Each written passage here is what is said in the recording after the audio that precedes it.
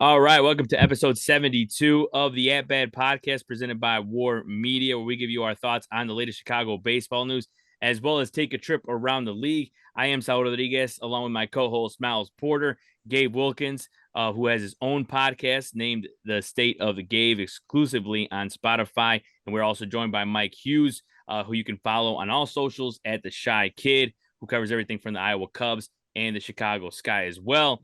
Welcome, everybody. How we doing? How we doing, Miles? Hey, doing all right. I gotta say something, man. I kind of want to watch a Chicago sports team that doesn't make me sad. Um, I was at the Bulls game last night, and dude, that was depressing. We're talking about it before the show. I know we're a baseball podcast, but I mean, I've been team meetings. We have Booch arguing with Billy Donovan. That's a conversation for another podcast. I'm living. This here we are. Do you expect anything different from Chicago sports? No, I don't think so. I mean, it's just they gotta give you something when nothing's happening. It's like guys go, we got to talk about something. We got Billy Donovan talking about Starbucks baristas. So I mean, it's crazy out here. So definitely, how we doing, Gabe? How you doing, man?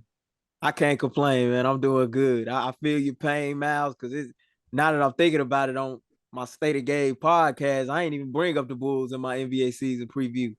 And it was partially done on purpose because there ain't really much to talk about, No. So, but outside of that, I'm doing good. I can't complain. Life is good. Got some stuff I'm working on that's gonna be coming out soon with SB Nation. Shout out to Ricky O'Donnell on that. Hell yeah. On a former player and a guy that's been in the limelight as of recent times who, when you see the article, you'll know who he is.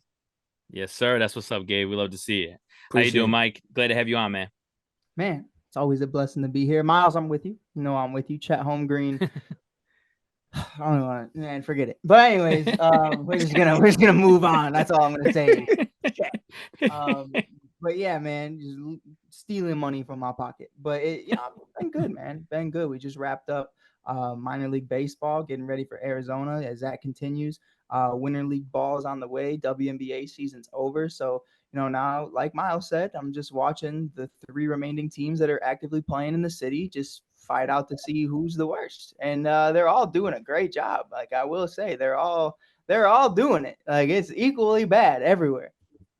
Yeah, it honestly fails to surprise me. But literally, it's really who's climbing up the ladder trying to get to the getting the crappy trophy. It's just like everyone's trying to get it in Chicago. So it's insane. And to make the Chicago Cup, exactly. And to make matters worse, Bears are in Sunday Night Football for all the world to see.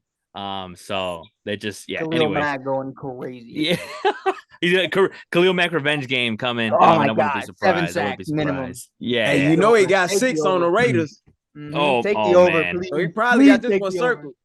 Oh my God, pray for the Bears. But anyways, moving on to the baseball, and of course, in Chicago, unfortunately, like I always say, didn't make the postseason, but we're still in the news. Like the Cubs, for example, who are looking to re-sign Kyle Hendricks. That looks like they haven't announced it yet, but they look like they're nearing a deal. As well as, as Mike said, Arizona Fall League, Kevin Alcantara. I just saw that, he got out of a skid with a 3 RBI ball game on Monday. And then also another situation as well with the Cubs front office. The Red Sox hire Craig Breslow as chief baseball officer. So, and he's coming from, he was a big part of the Cubs pitching, development and all that. So that's a tough loss. I think it's a bigger loss than people are making it, honestly, because I feel like this is a team that is looking to pride itself off its pitching, especially with guys like Justin Steele now coming up. And of course, other arms, like Cade Horton and Jordan Wicks, etc. So that's a tough one. But I will say, Miles, in your opinion, what's one of the stories that has stood out to you in the last week or so? Is it the Kyle Hendricks? I've seen some mixed reviews. Some people are like, hey, maybe they should, look for another arm. I'm on the other side though. We're saying, hey, we'll take as many arms as we can get. The Cubs need more arms, so that's definitely how I see it. But the Craig Breslow obviously is also a big situation. But anything that stood out in particular over the last week or so? Definitely the Kyle Hendricks conversation. I think a lot of what the Cubs have kind of been dealing with over the past year or so is kind of figuring out which arms they want to keep, which guys are performing well, which guys are worth kind of letting go. Um, I truly believe that Kyle Hendricks still has a spot on this team to, be productive and eat up innings and, be some sort of leader for the younger guys on the ball club, specifically the pitchers. Yeah, and I think there's might be a little bit of, I think this is the last player from that World Series team, if I'm not mistaken, Mm-hmm. not counting David Ross as a non-active player. So, Mm-hmm. I've heard mixed reviews about that as well. I'm on the side where we keep in mind, I don't think he pitched horrible this year, but he had some outings where he got shelled pretty bad. But to back it up with some solid outings as well, I'm in the camp of keeping Hendo around for sure. Yeah, no, I agree. Then that's one of those things. I mean, I know he did have a great stretch also at a certain point. I know like plenty Yeah. of guys in the rotation did this year. I mean, Drew Yeah. Smiley had a great stretch, but Kyle Hendricks pitched a lot better down the stretch. It just didn't, it doesn't reflect on his overall numbers. That's why. But Gabe, what about you? Anything from Chicago? Was in Chicago in general? It doesn't have to be the Cubs, but I mean, with the White Sox, as you mentioned before we came on, the Arizona Fall League as well, like Colson Montgomery. What have you saw? What have you seen from him in general, and any Chicago stories that have stood out to you in the last week? Well, with Colson Montgomery, I'm seeing a player that when I watch the tape has a swing that's eerily reminiscent to a player that you're gonna see in this year's World Series at shortstop for the Texas Rangers, and that's Corey Seager. And it's kind of scary looking at it, the side-by-side comparisons of it. I'm not saying that he's the next Corey Seager. I would never put that on a prospect, but they both are left-handed. They both play shortstop. They're both tall, and they both have a similar swing, and their plate discipline is on another level. And prior to him getting hurt and missing the last couple of games, I believe he had driven in 14 runs in his last 12 games. He looked like he was finally starting to connect at the plate. He struggled a little bit early, but he's really finding his form in the fall league, which is a positive when you consider that he's the highest ranked prospect that's in the building there among all the prospects at the Arizona Fall League. Jake Eater's another guy that stood out to me. He went, I believe, 4 strong, gave up 4 runs early, but managed to get himself together as the game went along. And what I like about Eater is he's finally starting to show signs of regaining his command that he had a couple years ago when he was one of the top left-handed prospects in all of baseball with the Miami Marlins. And I just was recently reading an article before coming on with you guys that Chris Getz sees him as being one of the main prospects that could be ready to take that jump up.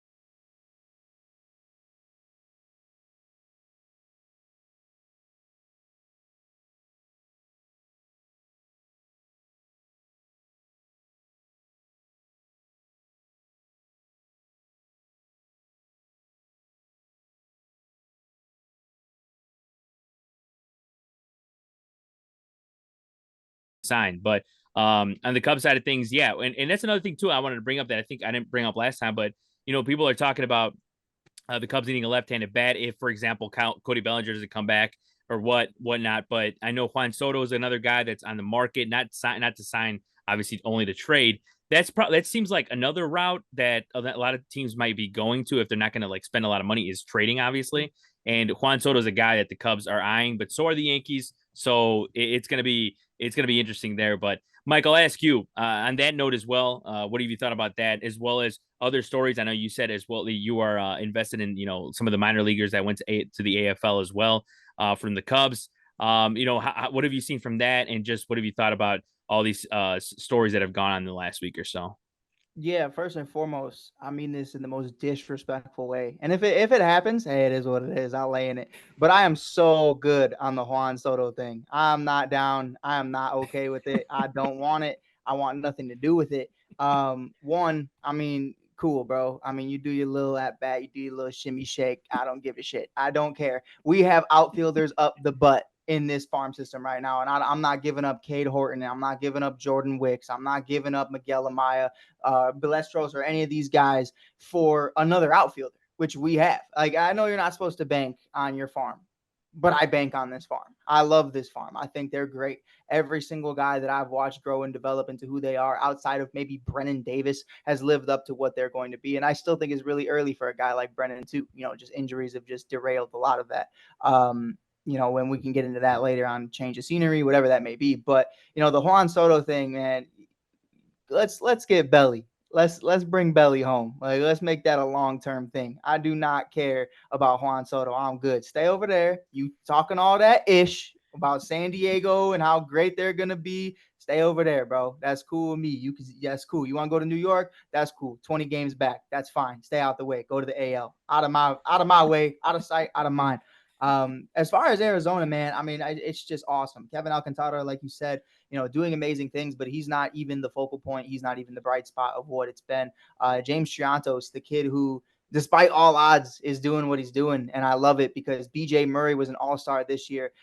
Christian Hernandez is viewed as the next Derek Jeter type prospect, which I still don't think, from what I've seen so far, his body hasn't grown into that type of shape to kind of replicate that defensively. I still don't know where he's going to be in an infield every single day. I think his bat is there. I think everything else is there. I just think defensively, he's still growing. I mean, this kid's a monster. This kid's grown like 6 inches in a year. So I mean, he's still developing.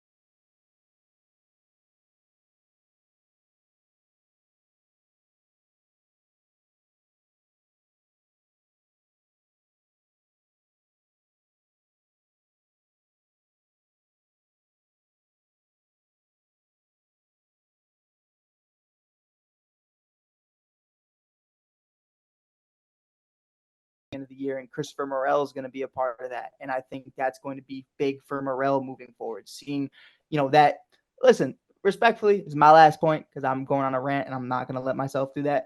But like, David Ross just disrespected the hell out of Christopher Morel all year long. I mean, we're talking a guy who, if he even played 130, 140 games, you're looking at a guy who could have pumped out 50 home runs this year, 40 to 50. It's not hard to grasp that. I mean, you just left him out the lineup. Oh, he's going 0-4. Cool. So is Nick Madrigal. Cool. So is half of this lineup the entire year, and you just kept them in there the entire time. So, we dealt with Trey Mancini, but my guy Morel can't get consistent playing time. But it's definitely interesting to see him say, hey, listen, I don't want to have the winter off. I want to be playing Cubs baseball. So I think it's really exciting. I know Gabe's going to be big on it. I know Miles, I'm sure, is going to be following it as well, and yourself. And I'm just happy to see our guys going out there and they're taking it serious. There's no off season, man. Yeah, no, yeah, and I agree with you with the whole Morel thing, and they always sided with my guys' defense there, but like when this lineup can't hit, I'm like, dude, you got to mix it up a little more. You got to give at least Morel. I see it almost the same way this year because I know Morel could be a better player overall, a better hitter overall. He's improving, but I think I see him kind of like Wisdom, where it's like if you have him in the lineup, at least you know that he could run into one, right? Mm-hmm. Like Nick Madrigal is the best he could do for you is hit you a single. So it's like that's even that is going to be really pretty rare. But on another point that you made, I do have to say, I do. You said disrespectfully, but I'm going to say respectfully because I'm coming at you. I do want Juan Soto over Cody Bellinger just because Hell no. because 946 OPS in his career and he's only 25. I'll take that any day over Cody Bellinger. But hear me out, right? Yeah. I want to sell this to you. I want to if we're sitting It's gonna be tough. It's gonna be tough. But go ahead. All right, so check it out, right? So first baseman, Matt Mervis doesn't work out, right? Yeah. Cool. Kevin Alcantara, Pete Crow Armstrong, whatever the hell you want to do with Seiya Suzuki, because Seiya showed me something. Seiya showed me something. There's something there. You got Owen Case, you got all these guys in the outfield. Cody Bellinger's at first base. Now you got a Gold Glover at first base. Now you got 2 Gold Glovers potentially well, you already have one in Dansby, but I'm saying Nico potentially could have been one as well. He's a finalist right now. Still waiting to hear on that. Probably will finish second, I'd imagine. But, and then, you got Triantos or whoever you got at third base, Miguel behind the dish. I mean, man, so it's a beautiful match made in heaven. Now I look in that outfield and I see a bunch of young guns. Ian Happ's on the bench or he's somewhere else. I mean, I send Ian to Tampa for all I care. But, I mean, it's you sure about that? I am positive. Nobody want to do trades with Tampa Bay right now, man. Look at what Tampa Bay just was able to get with Isaac Paredes and stuff like these. Like Tampa Bay is not a team you trade with. You know what the problem is, though? They have such great developing, and they have a great system of understanding how to fix. I mean, they take guys. I mean, you see all the pictures they took from Milwaukee that were bums in Milwaukee, and they just make them all-stars. That's not my problem, though. You know what I mean? Like, here's my thing. If Gabe is great at driving a car and I have a really nice car, no matter what, at the end of the day, whether I sell it to him or not, I'm not going to get better with this car. So I might as well just do what I got to do. Like, it's at the end of the day, that's on me. And I think with Ian, get gone. But, I do think so, man. Like, Cody, to me, is the face of a franchise. I think we can all agree on that. I believe he can be the face. He's been a face of the franchise before. He's won his MVP. He's won Gold Gloves. He's been in the World Series several times, robbed a couple of them. But you have that conversation about Juan, and I'm like, the power is there. The strength is there. Everything is there. The man puts it together, but is that the face of the franchise? And I think I have never truly seen that from him. Even in the year they won the World Series with the Washington Nationals, you're looking at what Anthony Rendon was able to do. You're looking at what all these other cats were able to do. Strasburg, Scherzer, you go on the list, and it's like you need that guy who's been there, understands what it's like to consistently win ball games. And to me, Juan had one great year, and that's awesome. But what does Juan really know about winning at a consistent level? And that's something that you can't teach that. I don't care if you can hit that ball 450 dead center 10 times out of 10 every single day. What we need and that's why Kyle is so important to being brought back to me. And I think you would agree is because who's won championships on this team? Jan has. You look at Cody, you look at Kyle. Sure, David Ross, I guess you can throw into that conversation, but he doesn't act like it. And then you bring in Cody and Dansby, and it's like you have these guys here now. You're going to bring up all these young kids who are going to learn from these guys. And if I bring in Juan and it's like, all you can show me is how to do the shimmy shake and get lucky in 2019. I'm not getting anything from that because my final rant, if Christian Yelich was in right field in that game, the Washington Nationals do not go to the World Series. And that's just a fact. That's just, I'm not capping. I'm not being ignorant. I'm just saying Christian would have made that catch. That's all I'm trying to say. Hey, luckily Grisham was there, so because that would have been terrible. Because I don't want Brewers. Real quick. And Grisham is still not this. allowed in Milwaukee to this. Yeah. Man, if was a fifth, you know the final saying. If was a fifth, is all we always played in what if games. At the end of the day, Juan got a ring. True. So true. He certified, and he a young dude. And even if he don't want to come here, that's cool.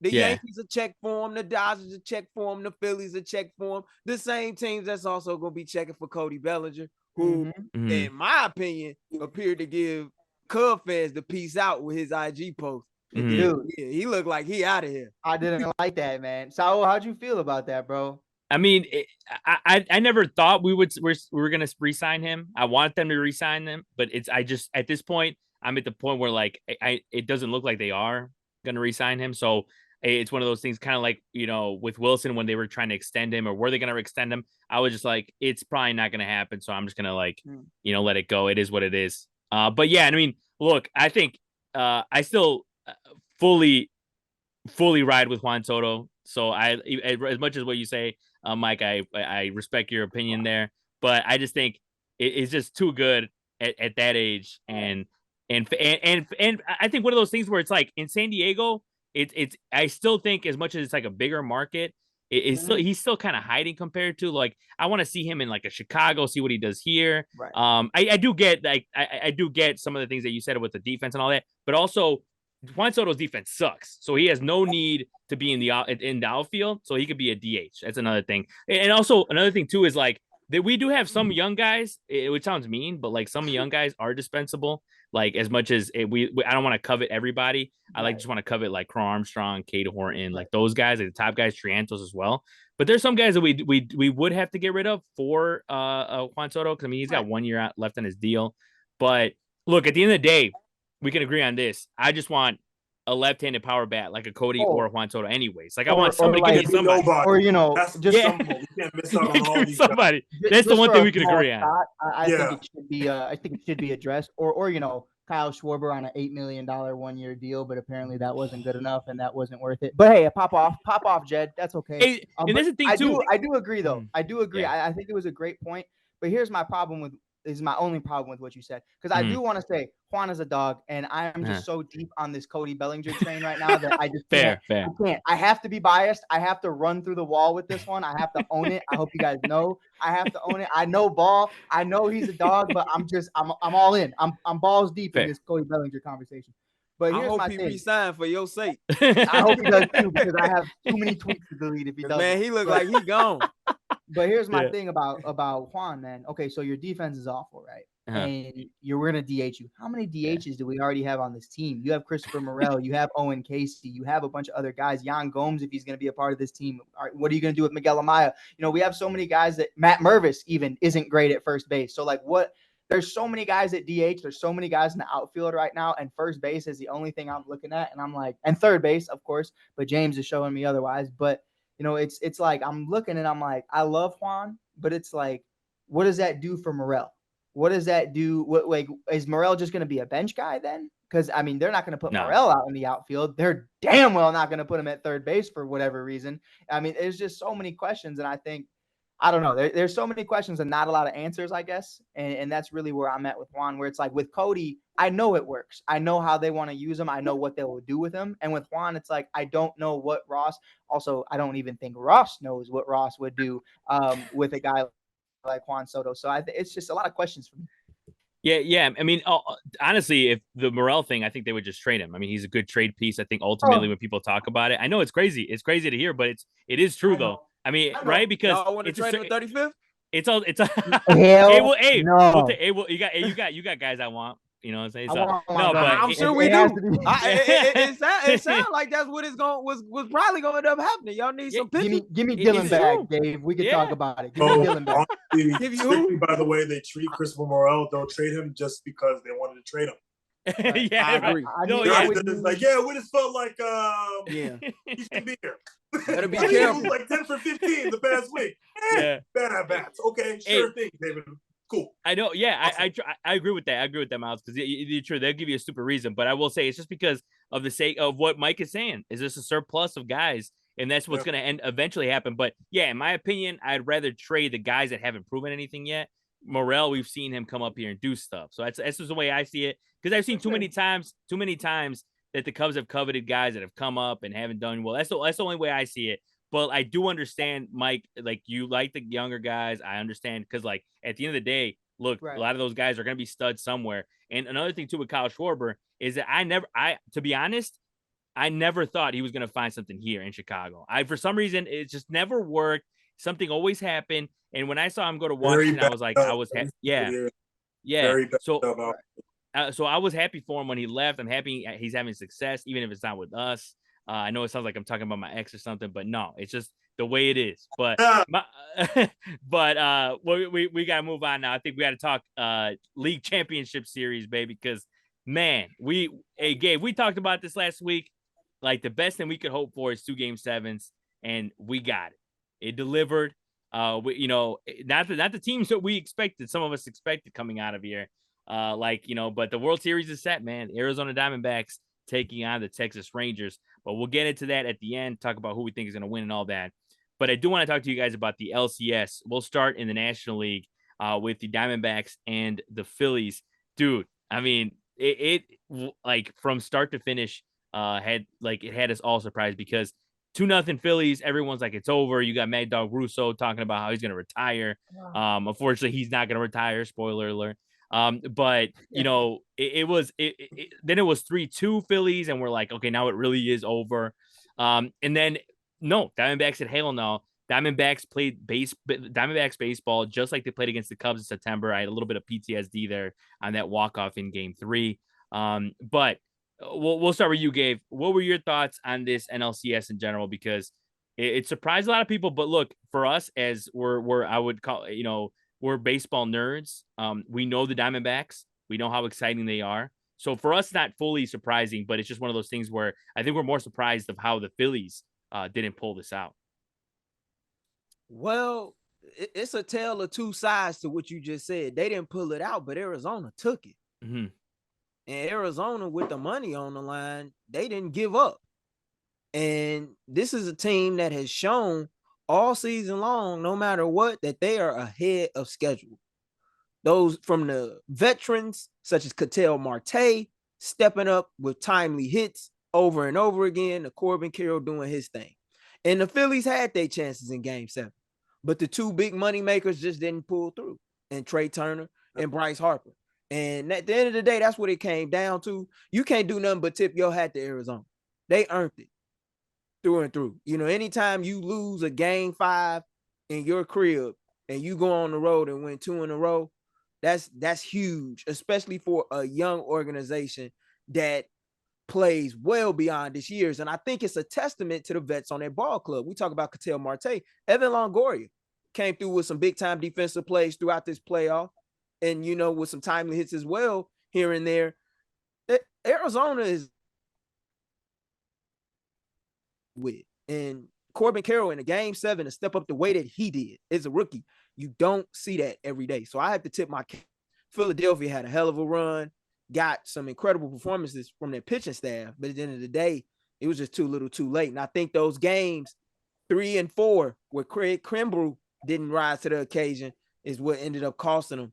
And I know that's something that Cub fans know well as White Sox fans. Yeah. You better keep that same energy. You better keep, because it was better over here than it was over there, bro. Well, he wasn't in his role when he was here. But hey, I call him what did you say about ifs? What did you say about ifs? I said he wasn't using his role. I ain't making no excuses. You know me. He was in the night. I'm just saying, man. Bullshit. No, but yeah, like I agree with you, Gabe. That Kimbrel, man, whew, I mean that was one of the biggest differences in this series, and also just hey, Nick Castellanos even said like after I forgot what game, well maybe Game 5 or Game 6, he just wasn't seeing the ball well, and he like admitted to that and was talking about how it just literally went away, like he couldn't see the ball the same way as in other games because he was mashing, man, going in.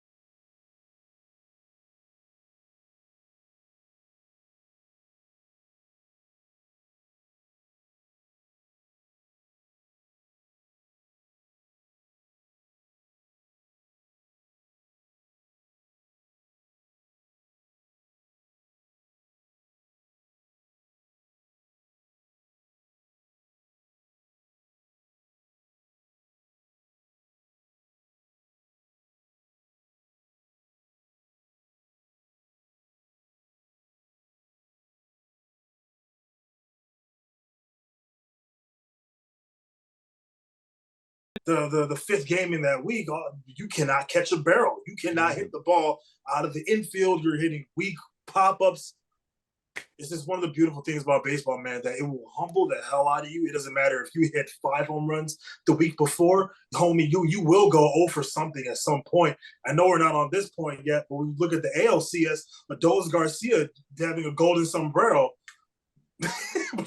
before embarrassing the Astros again, and we'll get to that soon as well. But I just love that, man. I love the grit of this Diamondbacks team, and it's just like they're just taking it, bro. I'm so like flustered with my words because I actually did not expect them to win. I was really expecting the Phillies to win. Yeah, so it's awesome. It's cool seeing Alec Thomas have moments, and Ketel Marte playing the way, and the catcher as well. And I just, bro, I'm happy for the D-backs, and hopefully they can match the Rangers.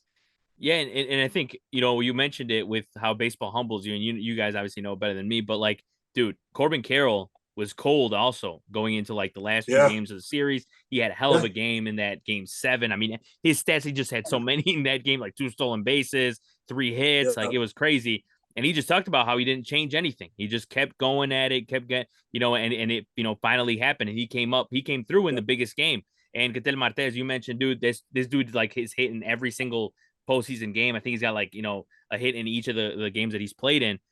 So yeah, they all showed out. And I think it's funny to kind of see how even they they're just so they have a lot of grit, but they're also very like chill. And like I thought it was hilarious. Like after the game, Gabriel Moreno had on his Instagram live where he was like drinking a beer, and then he like moved the camera, and it was like Corbin Carroll like drinking a milkshake, which I thought was hilarious. So like these dudes are just like they don't even like it, it's just crazy to me. So they're there and they have arrived. But Mike, what's your yeah, exactly. Mike, what about you? What's your take on the Snakes? Yeah, and the Snakes biting the Phillies, man.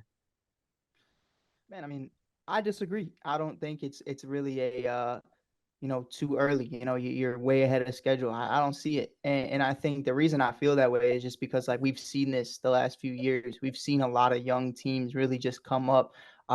Why they look ahead of schedule is because guys like us aren't paying attention. Guys like us aren't paying attention to Arizona minor league baseball. Guys like us aren't paying attention to anything going on in D-backs, anything until this season.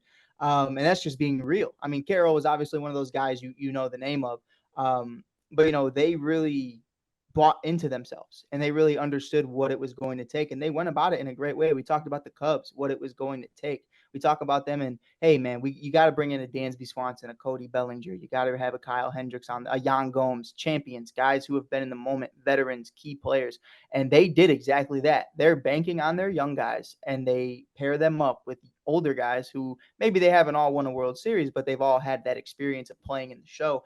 And Longoria, man, to that point, man, that's so love, bro, because I watched that man waste his whole career in Tampa, and I hated it growing up. I loved Longoria. He was one of my favorite players. So to see him, doing what he's doing and what he did in a couple years prior to this is great for him. And it's just like, it's one of those things where, you were caught off guard. You were caught off guard the entire year by these guys. Are they legit? Are they not? Everybody's still talking about the Dodgers and the Padres, and they kind of just crept their way into it. They kept playing their version of baseball, and I loved it. I don't think they were, ahead of schedule whatsoever. I think they are on their time. They are on Arizona time. Whether that's Central or Eastern, I have no idea. That's a whole different ball game. But it's really cool. It's really cool to see them doing that, and I think that is we're going to get into later about, the matchup itself. But, for anybody who said, that's going to be what hurts them, that's their Achilles heel, into the playoffs is experience. They're showing you it doesn't matter. And I think it's honestly really cool. Showing you, hey, you can't just throw money at Trey Turner and expect a different outcome. You got to show up and you got to ball out. Bryce Harper, man, I want Bryce to get a ring so bad more than anybody, just because, that's one of the faces of baseball. You want it. It's great for the game. But man, you just got your ass beat by a bunch of 21-year-olds, bro. You got to sit in that one for a little while. I can't lie to you. I mean, that's ugly, bro. That's ugly, bro. So, I mean, that's just the game. That's the game we love.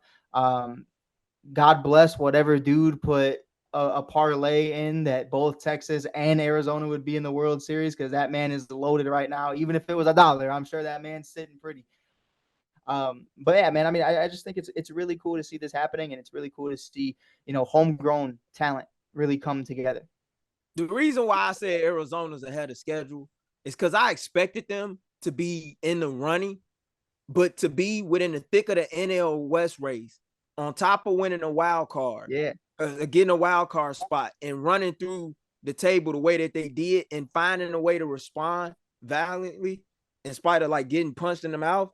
Like, I have to tip my cap to them. I knew about their farm system. I was familiar with Christian Walker a season ago. And I was like, man, I never heard of anybody talking about this guy. And better man than me, everybody Gabe. talking about him. Yeah, I was gonna say, I was like, hey, Mike, yo, hey, I mean, I watch Diamondbacks games. No, but Hey, I was bro, gonna hey, say, listen. All right, so I'm gonna rephrase. It was making some noise. I was like, hey, Hey, the hell's maybe going I on was West over there? maybe I was speaking for myself in that one, but hey, listen, Yeah, you had to be. no, I had to be. I feel you, Mike. I feel you. No, hey, I feel you. Because look, at the end of the day, it's a small market. So like, that's another reason some people are roasting Diamondbacks. They're like, hey, it's not gonna get a lot of views or whatever. But like, it's one of those things where it's like, yes, I understand from that standpoint, but like, for people that watch baseball day in and day out, and like we knew who the Diamondbacks were. Shit, I mean, like, as a Cubs fan, we unfortunately knew who the Diamondbacks were. But like, the way that these guys have been put together, and like, even, I mean, and you mentioned it too with some of the veteran guys that they have, like Evan Longoria. I mean, just the stories like Merrill Kelly, who was pitching in Korea a few years ago, like seeing those guys, seeing Zach Gallen, seeing Zach Gallen come from Miami, probably wondering why the hell I got traded. And then finding his home now there. You got guys like shit, even like Miguel Castro in there too. Like, I remember him struggling, with the Mets and the Orioles. So I love this story of the Diamondbacks, regardless of, like, even though I was also in the camp that I wanted the Phillies to go into the World Series. I think it would have been a great matchup to go with the Rangers, but it is what it is. Some people are calling it one of the most unlikely World Series matchups in history. But I don't know about that from that perspective. But they just, they really went out there and showed who they are, and I think that their identity is as clear as day now. And I think they're led by young guys. Like, some people are still, also some Jays fans I saw also still talking about why the hell did they trade Gabriel Moreno? Because they picked. I never understood that. Yeah, they chose one good year, and not even one good year, one half of a season of Alejandro Kirk. Hey, you leave Big Kirko alone. He's trying. Hey, all right, man. I love Kirk especially because of his Mexican roots right there. But dude, he just had one half a season. I hope he finds it again. But it's just, you look at Gabriel Moreno, dude. That dude, it looks like he honestly looked like he went through like 3 or 4 concussion protocols, because he was feeling it.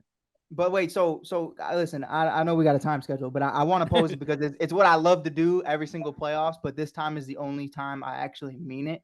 Looking at it, say instead of Arizona, the Cubs got in, right? Oh my God. Atlanta craps the bed. Phillies are underperforming. Could you have seen some possibility if the Cubs would have gotten into the playoffs? Marcus Stroman's back, Alzolai's back, all these guys are back. Is there a conversation that the Cubs could have went as deep as Arizona? Is there even a little bit? Even this, like, just tickle my fancy for a second, like, is there a conversation? Because I'm looking at Arizona and I'm like, we could have did that. Yeah. If we were hot, I think we could have. Yeah. I mean, that's any team, right? Any team that's hot going into October could do that. And then, like, like, I saw the other day, like, I didn't even realize, but somebody had to remind me. I saw on Twitter that the Cubs won 2 less games than the Diamondbacks in the World Series. I'm like, oh my goodness. Like, and the fact that, like, literally, like, I was telling people, I'm like, I'm not going to sit here and say that the Cubs are the only reason. No, Diamondbacks earned it. Diamondbacks are there, on their own accord. But one of the main reasons was because the Cubs choked so hard in September. Like, if the Cubs wouldn't choke so hard, maybe the Diamondbacks maybe they're the 3rd spot in the wild card. Maybe they have some trouble, whatever. But I'm just like, man, what if? But it's just like Gabe said, it is what it is, And I'm going to say this. Yeah. I don't give a damn if you're a Cub or a White Sox fan. Honest to God, when you play that team in the heart of a wild card race and you let them take 3 out of 4 in your crib, and then they go to Phoenix and you get swept on the road by them, you can't do nothing but just be like, bravo. You can't say nothing. Had to eat it, man. You had to eat that. It is what it is. Pretty straight up. I mean, they had their shot, and Arizona took it, and then they let Miami in the door. We had more than one shot, man. We had Yeah, you did. we had an extendo clip. We had the Draco loaded, and Colorado and Pittsburgh was in front of us, and we just jammed the entire time. Yeah, that too. Jammed. Yeah, that too. You right. Yeah, no, it's insane, but they're in it, and they're deservedly so. So, and the other side, the ALCS, of course, it was an all Texas ALCS, and the Rangers showed up, man. At the end of the day, that last game in Game 7, the bats came alive again, and they showed why they deserve to be in the World Series, man. They out hit the Astros, which is really hard to do in October, but I think the Achilles heel for the Astros showed up, which was not being able to win on the road. Or sorry, not able to win at home, I should say. They just what didn't work out. I think all the away teams won in that ALCS, and it was incredible. And I think the veterans as well as the young kids like Evan Carter still doing work. Like the Rangers, I mean, they just have proven everybody wrong every step of the way, and maybe not necessarily everybody, but particularly me, I would say, because I thought every step of the way they were like, man, they're facing the Rays. That's gonna be tough for them. They beat them. They're facing the Orioles. The Orioles. I'm like, finally, here we go. It's a test right here. They're gonna face the young Orioles. They beat them, and then I was like, all right, well, the season's over now because they're taking on the Astros who own October. They beat them. So it's like, dude, they have proven, and now I think it's funny because now I'm like, I think they're gonna win the World Series. But then, of course, watch the Diamondbacks not winning. But we'll start with you, Miles, this time around. With the ALCS, what stood out to you? Were you not surprised, or were you maybe surprised by the fact that the Astros weren't able to pull it out?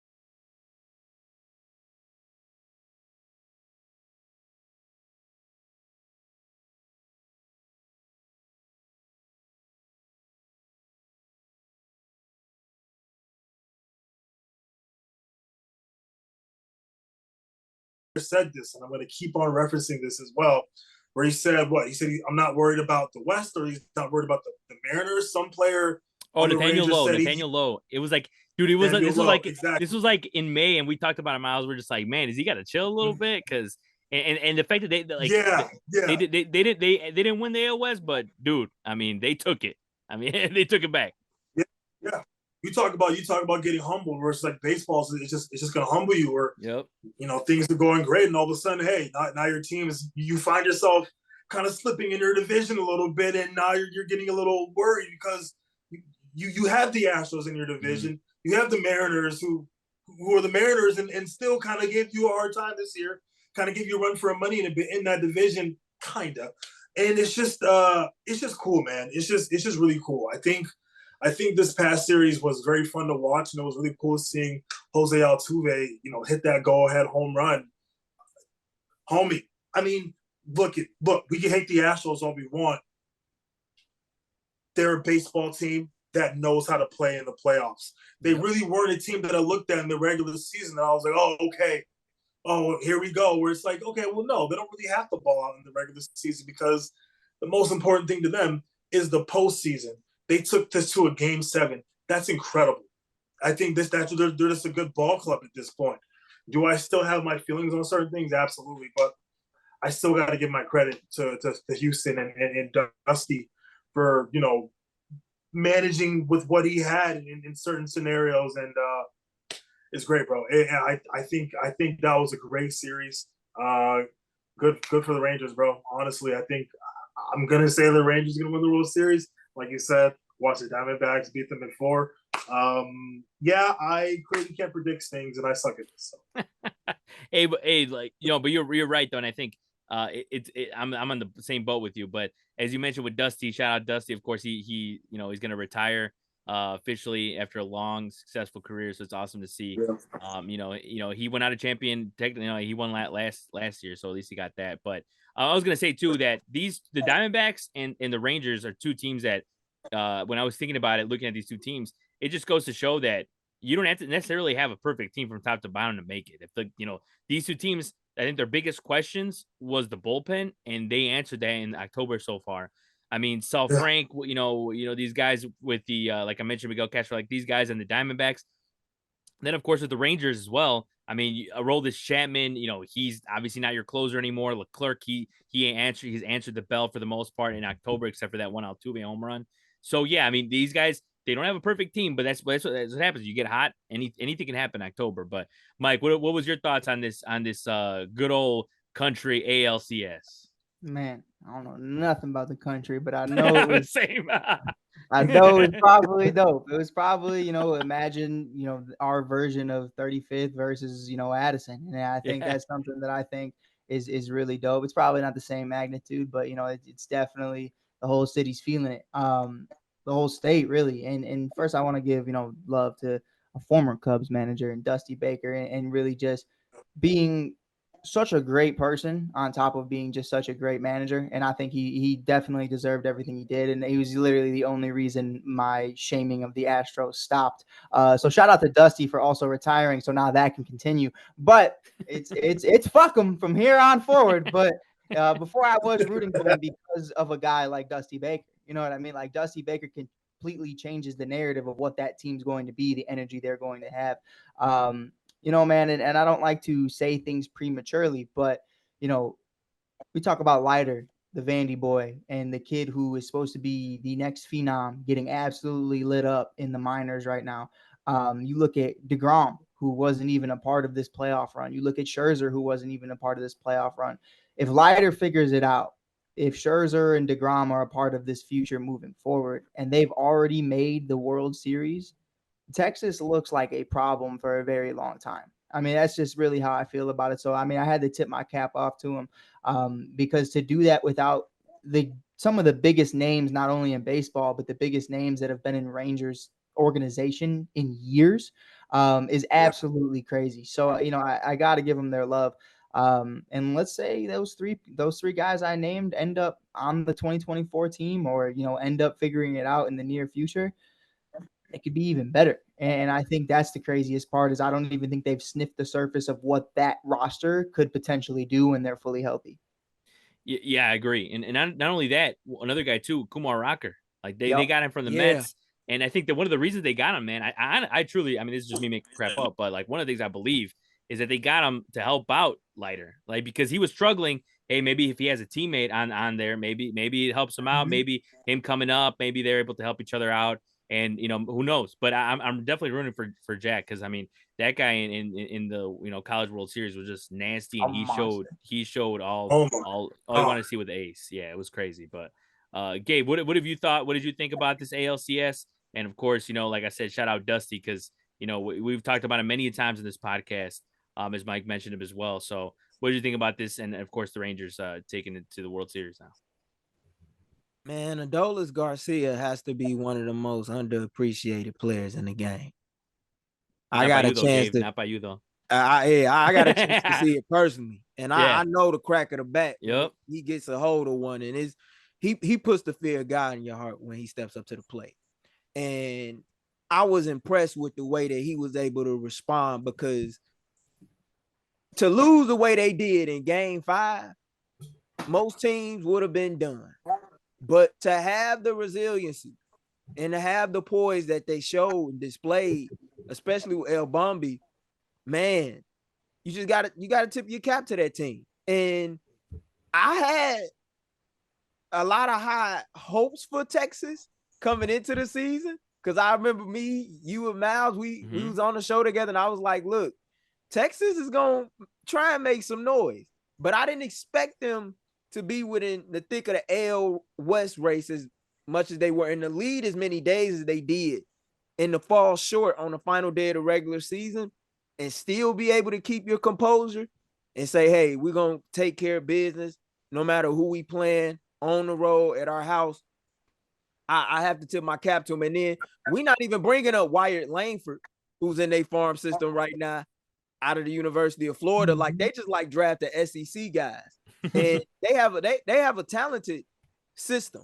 And I think this is only just the beginning for them. Dane Dunning, a prospect that was in a White Sox organization, has found success in Texas. And I'm happy for Dane Dunning. You know what I'm saying? Marcus Semien, another former White Sox prospect. I'm glad to see him, going to the World Series, man. So I ain't got nothing but love for them all the way around. And I give a lot of respect to Houston. I don't give a fuck what nobody said about Houston, man. You call them cheaters, whatever. I've always been a fan of what Houston's done. I always thought that they had a talented club. And for them to be able to plug and play other pieces when the guys that made up the initial core that roster left, and do that with two different managers, you don't see that every day. And Dusty Baker, OG in the game, only black manager to ever win 2,000 plus games or more in Major League Baseball. Man, salute to you, my brother. Salute to you, because you did a job well done. That man started managing the year I was born with the San Francisco Giants and always left an imprint no matter where he was. And I think Houston to be in a better place because of having Dusty. Yeah, and you mentioned it and I'll give you credit, man. You were on the Rangers the whole season saying, hey, this team could really challenge. And for me, I'll be honest, I was downing them almost all season because I was like, man, and they went on that little bit of they kind of like the Diamondbacks. They in the second half of the season, they played a little like they didn't play it as well as in the first half. And I was like, they were losing ground. I was like, I don't know if they could do it. Their pitching is a little shaky. I don't know if I trust.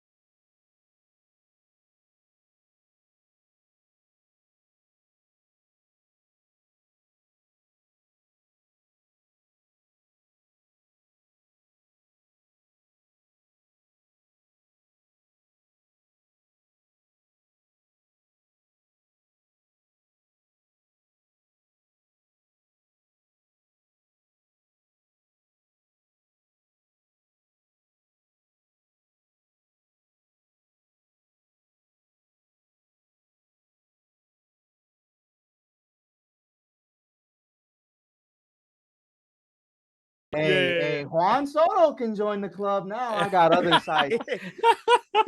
GM Mike. I'm always on the clock, man. I'm always on the clock. Oh man. All right, but we'll use that segue into the World Series talk. And now we have this matchup now. Like I said, have we talked about the whole show? The Arizona Diamondbacks taking on the Texas Rangers. Like I said, and I mentioned to Gabe, we all had it, right? We all had the Diamondbacks and the Rangers in the World Series, right? Yeah, no. Absolutely not. But this series is gonna be, I feel like it's still gonna be as interesting as any other series. It's still for like I said, for us baseball freaks that we know these ins and outs of these guys, like it's gonna be intense, and these guys are gonna match up very well. I think more than people expect, because the Texas Rangers offense, as we all know, is great. They have now their pitching has come up. Their starting pitching in particular, guys like for example, game one, Zach Gallen, Nathan Eovaldi. Like if Eovaldi's been there, done that in the postseason. Not only that, but also just the World Series in general. He's been great with the Red Sox. So I mean, this is going to be a battle of heavyweights when it comes to these two teams. But we'll start with you, Miles. Who first of all, you said who you think is going to win, but you could elaborate on it as well now. But who do you think is going to win and why? And in how many games would you give it? Gosh, for people who listen to the show, I never get these right. But so this, this year I'm definitely I'm still gonna go with the Rangers. I think I really like this game one matchup because I think that it has the potential to surprise people. I think Zach Gallen's gotten hit a little bit hard at times, but I think I believe in Zach Gallen, man. I think he's still going to lock it in and make it hard on these Texas hitters. So not too much to take away from there, in my opinion. Nathan Eovaldi, I think, is going to be nasty. For some reason, every time this dude's in the playoffs, his pitches just move from right to left like I've never seen before. But doesn't do it too much during the regular season. That's a different conversation.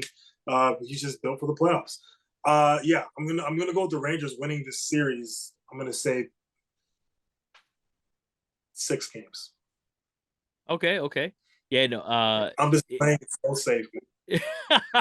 Hey, no, I mean, I feel like I'm taking, the Rangers as well. Just like it feels like a safety pick, but like I'll be honest, I just think they're just a better team on paper against the Diamondbacks. But I know the Diamondbacks will have a lot to say about that because they're just, they're super exciting in general. But Mike, what about you, man? Who do you got? Yeah. Who do you got? Yeah, who do you got winning, and how many games? Man, I think Arizona taking the last 2 games in Philly definitely takes a toll on you going into the World Series. That's no walk in the park. That was a game 7. That was 2 game 7s really for them because they needed to win both games. Those were elimination games. And, you have to have that conversation too. That has to have a toll on you, or that's going to just increase the momentum that you're already riding on. And I think what I always pride is experience, and I think both teams somewhat have experience, but the team that I feel like has more is obviously Simeon and Corey Seager. So I'm going to rock out with those boys. I'm going to rock out with what they've been able to do with different ball clubs. Simeon having an amazing career all over the place, and really especially what he was able to do with the Blue Jays, who haven't been anything since. But it's definitely something where I think the Rangers are going to come out of this. I love what Arizona's been able to do. So hey, if they prove me wrong, hats off to you. You know what I mean? Like I'm not gonna sit up here and say I doubted you because I watched them demolish our team all year long. Like I know what's up. If you see me, you know what's up. But I say ski. But it's definitely something that that's tough. I think I'm with Miles, man. I think I'm gonna give it 6 games because I wanna tip my cap and I want to say it. But I could see a sweep on either end. Like I think both of them just have that momentum. Both of them have that skill set. It's really just gonna be a shootout. I think. Yeah, no, that's the way I see it. That's why I like. Yeah, I mean, these 2 teams could surprise us in many ways. That's the way too. Like we've seen so many series, man, where like we can be like, yeah, this could easily be a sweep or whatever. So like, I don't blame you for thinking that way because I mean, it's gonna be wild. I think for sure more than, and that's the thing. Like with a series like this, I want to be surprised by something else that might happen. I think we've already been surprised with these 2 teams in many ways. So, Gabe, what about you, man? Which team you going with, and how many games? The fascinating part about this series is if you're a fan of a team that's on hard times, you can actually look at this and smile a little bit. How often do you see teams that lost 100 plus games 2 years ago go from that to the World Series? That's what you're seeing with this series. And I think it's going to be an interesting one. With that said, the motto that the Rangers have lived by and sold to their fan base is to go and take it. And I've seen the World Series in Texas just as well as you guys have. And they've been close. This team was out away in 2011. I think it's time now. I think it's time for the Rangers to take care of business. And I think they're going to do it. And I think they're going to do it because they have a veteran-led manager in Bruce Bochy, who has done nothing but win everywhere he's been. And he knows how to manage his bullpen well. And anytime you have an offense like they have that has hit and done nothing but hit consistently for the most part in the month of October, that's a dangerous, dangerous out. I think that the Rangers are going to win this series in 5 games. And I think that when it's all said and done, Adolis Garcia is going to add to the trophy mantle and take home World Series MVP honors. I truly do. He is red hot from the plate right now. I would be surprised if he gets cold, because when he is connecting, he is connecting. And I don't care, you had those people that wanted to chastise him because he hit that double and stood in the batter's box. When you hitting the way he hitting, you got a right to do that. And when you have the speed that he has to swipe a bag, you could do that even more. So I'm going with the Rangers. I just think they have too much from top to bottom. I feel for St. Louis Cardinals fans, though, man. You got to watch Zach Gallen in this, Adolis Garcia, and Jordan Montgomery, who you traded away. Man, that's tough. But Hey, I'm going with the Rangers at 5. Gabe, you kind of threw in a little dig there. I saw it. I heard it. You said it. A team. Well, I'm that not lost. ashamed to admit it. Oh no, no. The Cardinals my favorite National League team in the game. I'm not going to where you think I'm going. Trust. This is very early on in the conversation. I just got to be prepared. I heard it. I'm just curious. I got a question. You said, two teams that lost over 100 games 2 years ago. Gabe, are we saying it's possible that the White Sox could be in the World Series 2 years from now? I'm not a fortune teller. I never say that, but I do believe that there are brighter days. And I always believe that if you don't, what you watching for?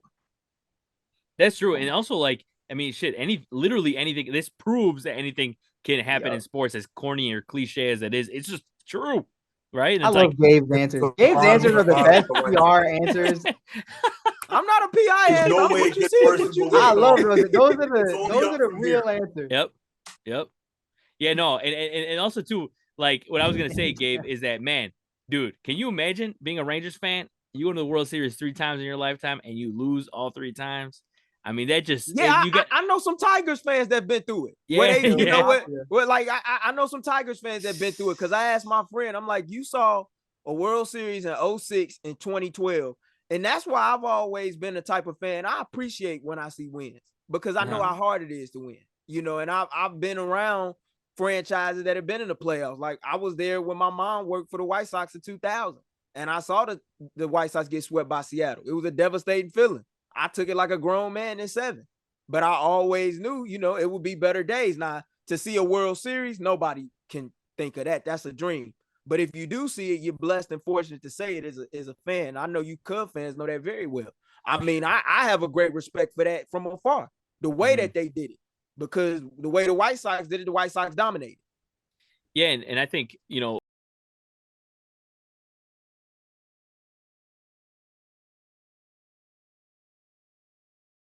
10. So it kind of reminds me of like a sequel to a movie, superhero movie, like where the villain, he sees how bad the next villain is, so he helps out the heroes. Bruce Bochy's trying to help the Rangers win the World Series this time around now. He's like, can he finally do it? Circle, right? Exactly. Can he finally vanquish the demons that the Rangers have? This is it. They have their opportunity, but they make movies about shit like that. Exactly. But I think it's a good place to wrap things up for this edition of the At Bat podcast presented by WARR Media. This was episode 72. I am Saul Rodriguez. I was joined by Miles Porter, Gabe Wilkins, as well as Mike Hughes.